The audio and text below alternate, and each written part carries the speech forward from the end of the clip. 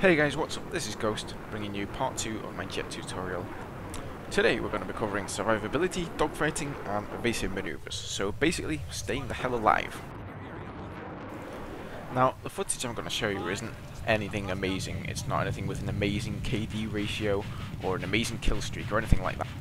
The following footage is simply going to be showcasing little tricks and things that I do to stay alive while I'm in the jet.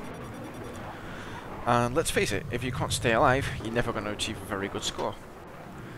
Now, this first piece of footage I wanted to show how you can gain an advantage and switch the situation around so that instead of a jet tailing you, you end up tailing him. This guy, for whatever reason, is using heat seekers. He locks me, so that forces me to flare. Now he's on my tail and he's trying to get me. He tries to lock me again here, so I figure the best option is just to afterburn away from him. And once I've got him at full speed following me, I take as sharp a turn as possible and end up getting the advantage on him. You see there, it hits me a few times, but he wasn't prepared for it. He wasn't prepared for my maneuver, so now I end up being on his tail. And at this point, he's pretty much screwed. And that's really the main mechanics of dogfighting. That's what it comes down to. A tiny maneuver that gives you the advantage and can be the difference between you getting owned and you killing the guy who's trying to kill you.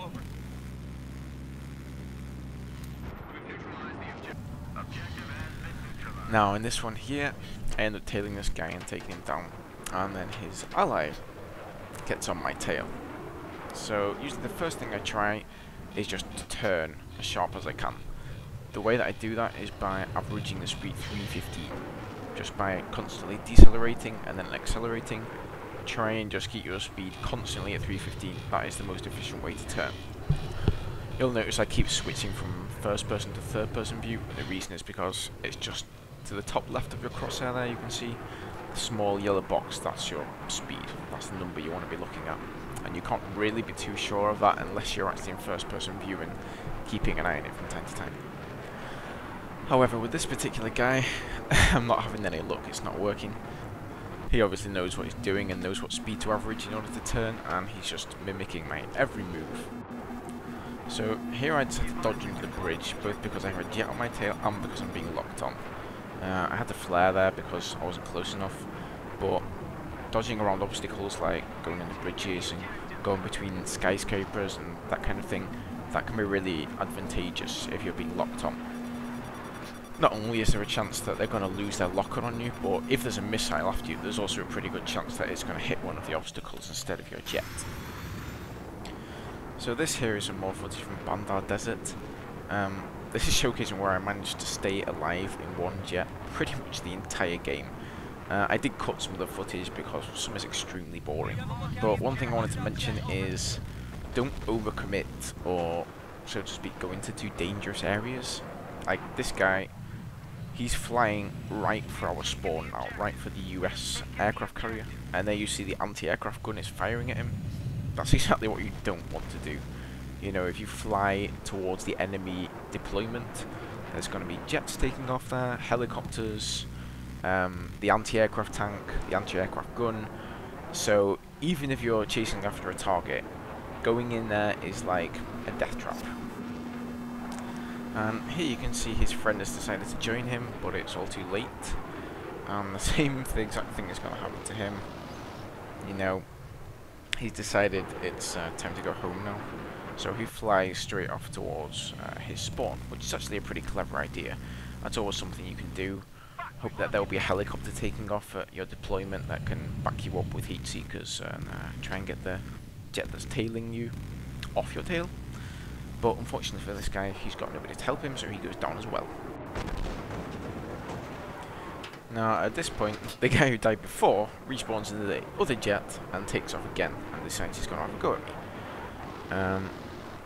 And unfortunately, since I'm close to their spawn, they're in the AC-130 and I'm pretty sure it's that what's shooting at me, but I'm trying to get on this guy's tail and there's something constantly firing at me. It might be the anti-air tank, so I decided it's time to back off.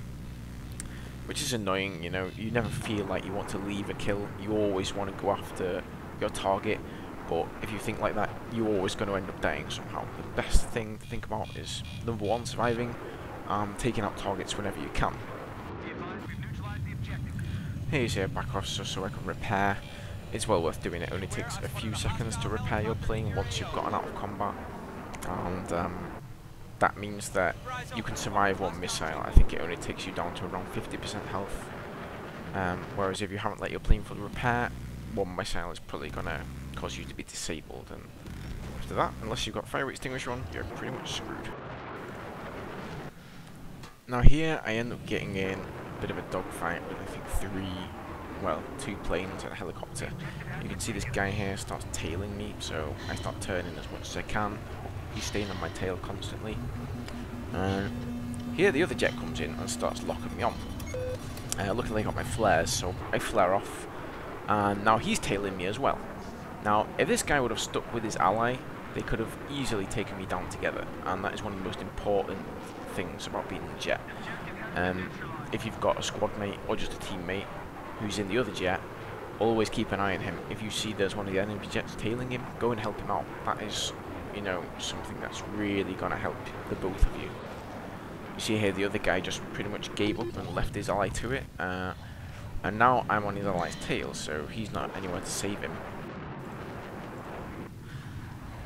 So I followed this guy around for a little while, and much as I would like to kill the guy, his ally takes off in the jet again and comes at me. So unfortunately I had to break off. Now if I would have followed this guy right to the end, I would have died. You can see there I'm already at 90% health, and the other jet is now getting dangerously close to my tail. So I break off and leave that guy alone.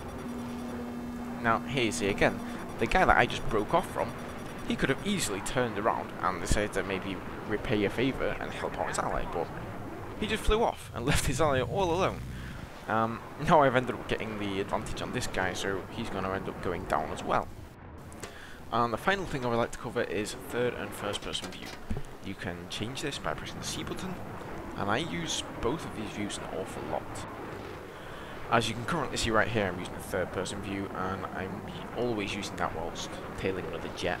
Well, not always, I say always, but most of the time.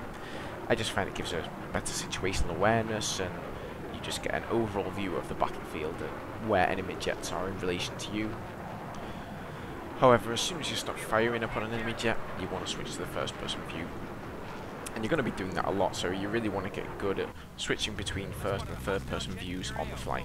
Oh, excuse that terrible pun, by the way. So, that is about it, ladies and gentlemen. I hope you've been patient enough to sit through all the footage, even though it may not have been the most exciting.